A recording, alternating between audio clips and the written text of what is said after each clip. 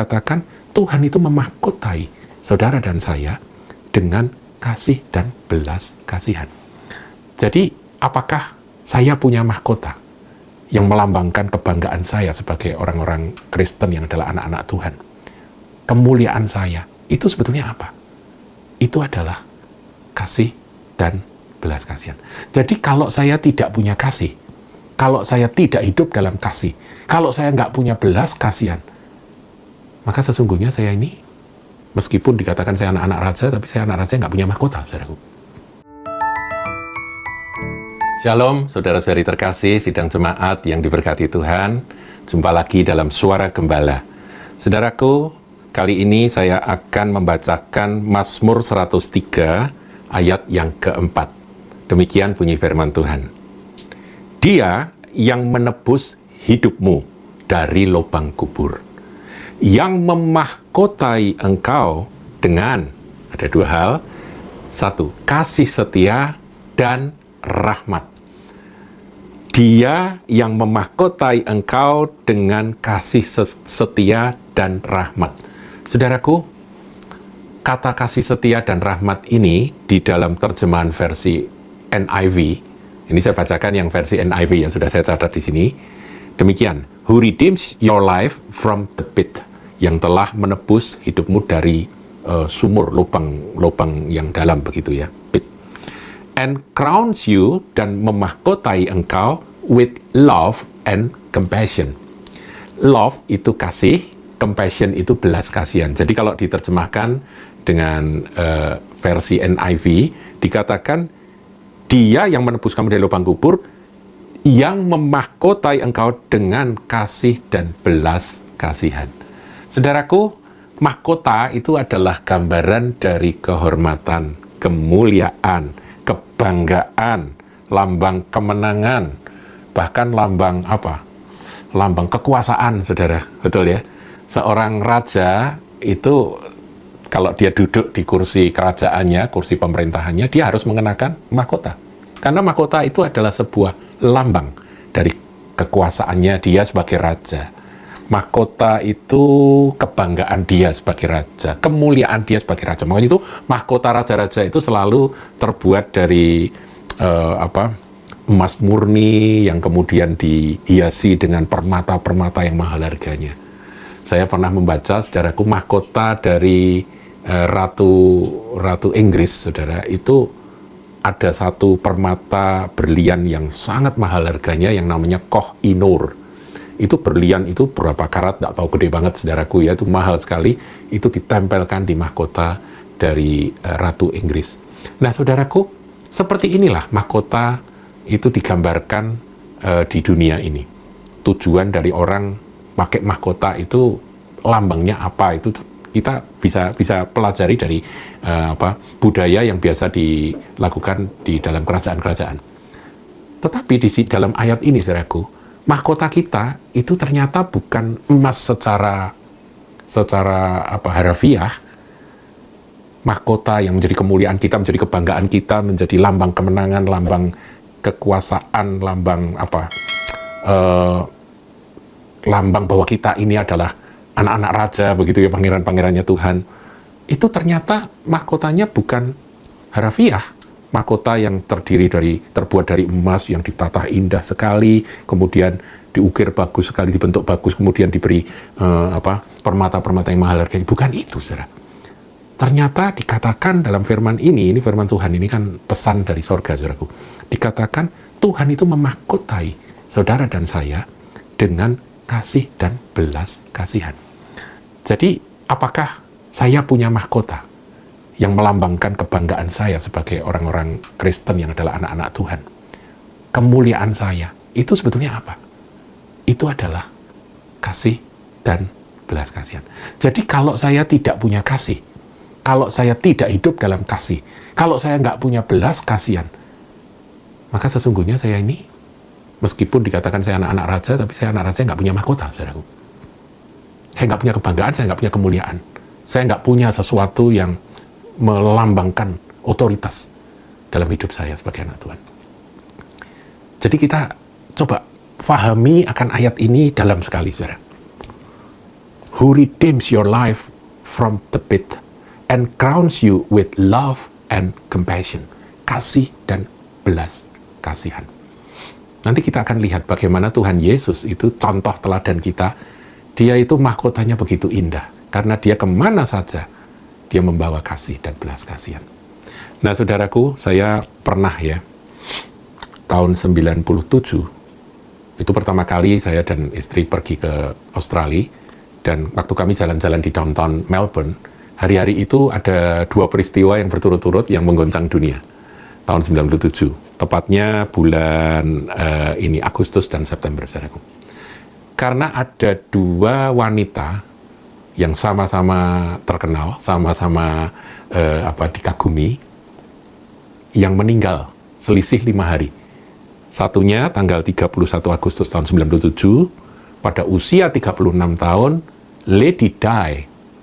Ya, Lady Di pada waktu itu memang sudah bercerai dengan Pangeran Charles, jadi mantan dari istri Pangeran Charles.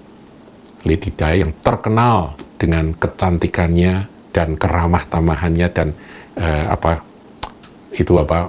pekerjaan-pekerjaan sosial yang dia lakukan.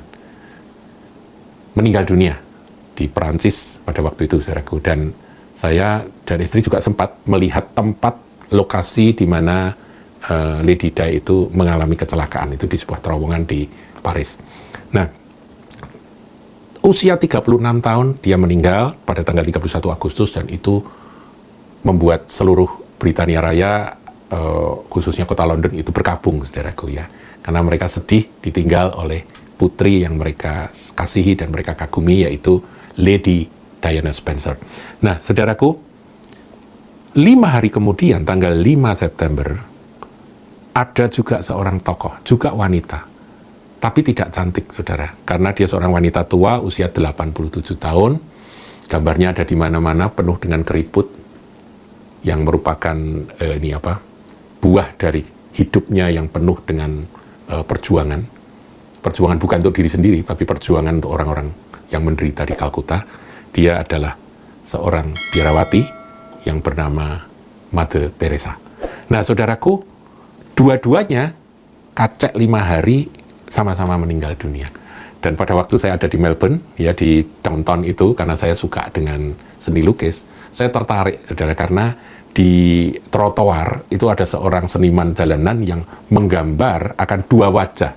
Yang satu wajahnya Lady Di yang cantik, ya, pakai kapur bagus sekali, saudara. Saya sampai mikir, ini kalau lukisan dengan kapur di trotoar itu nanti sudah jadi, terus kan diinjak-injak orang. Orang mungkin nggak nginjak ya, sayang ya, mungkin orang akan melewati. Tapi kalau kena hujan, kena panas, pasti kan luntur, saudara ya, pasti akan hilang. Ya, tapi itu namanya seniman jalanan, mereka biasa gitu ya, mereka bikin, saudaraku.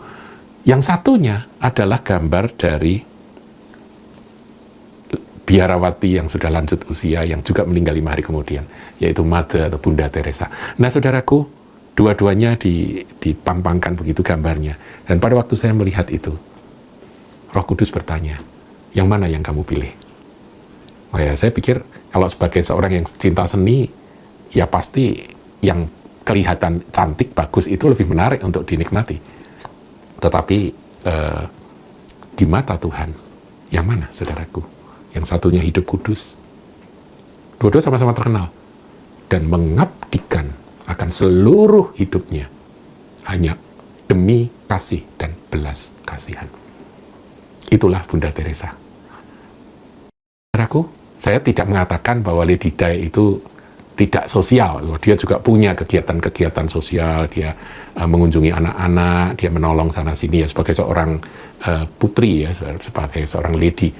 Nah, tapi kehidupan rohaninya atau moralnya itu ya berbeda, saudaraku. Kelasnya beda kalau dengan Bunda Teresa. Ya, jadi mestinya kita melihat yang dimahkotai, di situ kan Lady Di pakai mahkota, Bunda Teresa tidak pakai mahkota. Tapi sebetulnya yang pakai mahkota di mata Tuhan itu yang mana dari dua orang ini, saudaraku ya? Dari dua tokoh yang sama-sama meninggal dunia ini. Menurut firman ini, saudaraku, Bunda Teresa itu pakai mahkota, karena mahkotanya adalah kasih dan belas kasihan. Saudaraku, kita lihat Tuhan Yesus ya, kita lihat Tuhan Yesus di dalam Ya, coba kita lihat Markus terlebih dahulu. Di dalam Injil Markus 1 ayatnya yang ke-40. Ini tentang Tuhan Yesus menyembuhkan seorang yang sakit kusta. Saudara harus tahu ya, orang sakit kusta pada zaman Tuhan Yesus itu nggak boleh sembarangan deket-deket dengan orang yang sehat. Zaman dahulu orang kusta begitu, saudara. Sehingga mereka itu kalau berjalan di jalanan ramai, mereka harus teriak-teriak, najis, najis, najis. Kemudian bajunya harus pakai baju yang robek-robek, rambutnya harus terurai supaya orang jijik gitu ya, supaya menarik perhatian, orang takut. Ya, saudara kalau lihat orang dengan dandanan, dengan penampilan seperti itu kan udah ngeri ya. Nah, begitu ngeri, ada apa? Oh, ternyata kusta, menjauh begitu. Apalagi mereka pakai giring-giring, ya pakai kerincingan-kerincingan, dan kemudian mereka juga berseru-seru sepanjang jalan kalau mereka melalui jalanan yang ramai. Mereka biasanya bergerombol begitu ya. Najis, najis. Nah, ini saudara ada seorang yang sakit kusta. Kita lihat ayat 40. Seorang yang sakit kusta datang kepada Yesus, dan sambil berlutut di hadapannya, ia memohon bantuannya. Katanya, kalau engkau mau, engkau dapat mentahirkan aku. Jadi si kusta ini tahu ya, Tuhan Yesus itu mampu, tapi mau atau enggak? Itu dia ekspresikan dengan kalimat atau kata-kata yang dia ucapkan. Kalau engkau mau, engkau dapat mentahirkan aku dari kustaku yang membuat aku sangat menderita, dikucilkan dari masyarakat dan sebagainya. Hidupku sudah habis sejak kena kusta. Ayat 41, saudaraku. Inilah mahkota yang dipakai oleh Tuhan Yesus yang nggak kelihatan dengan kasat mata jasmani. Nggak kelihatan. Yaitu kasih dan belas kasihan. Tuhan Yesus berkata, nanti kita lihat ya, firman ini tertulis demikian. Maka tergeraklah hatinya, hati Tuhan Yesus, oleh belas kasihan, compassion. Lalu ia mengulurkan tangannya menjamah orang itu dan berkata kepadanya, aku mau, jadilah engkau tahir. Jadi Tuhan itu mau, bukan hanya mampu, tapi mau. Tapi siapa yang atau apa yang menggerakkan Tuhan Yesus untuk menyembuhkan si kusta? Belas kasihan. Jadi gerakkan oleh belas kasihan. Kemudian dia ulurkan tangan, menjamah orang kusta itu. Dijamah. Oh, zaman itu, saudaraku, jangan kata menjamah, deket-deket aja sudah ngeri ya, tapi Tuhan menjamah. Aku mau. Bagiku, engkau tidak najis. Aku datang untuk memikul segala sakit penyakitmu. Menanggung segala penyakitmu. Tapi apa yang menggerakkan Tuhan? Belas kasihan. Kasih dan belas kasihan ada pada Yesus itu yang membuat dia mengulurkan tangan. Seketika itu juga lenyaplah penyakit kusta orang itu dan dia menjadi tahir. Langsung mujizat terjadi. Saudaraku, belas kasihan. Itulah mahkota yang dipakai, dikenakan oleh Tuhan Yesus kemanapun dia pergi melayani. Kasih dan belas kasihan. Ada lagi, saudara? Matius 14 ayat 13. Ini menjelang Tuhan Yesus membuat mujizat 5 roti 2 ikan yang mengenyangkan akan ribuan orang yang kelaparan. Ayat 13. Setelah Yesus mendengar berita itu, lalu menyingkirlah ia dari situ dan hendak mengasingkan diri dengan perahu ke tempat yang sunyi. Tetapi orang banyak mendengarnya dan mengikuti dia dengan mengambil jalan darat dari kota-kota mereka. Ayat 14. Ketika Yesus mendarat, ia melihat orang banyak yang besar jumlahnya.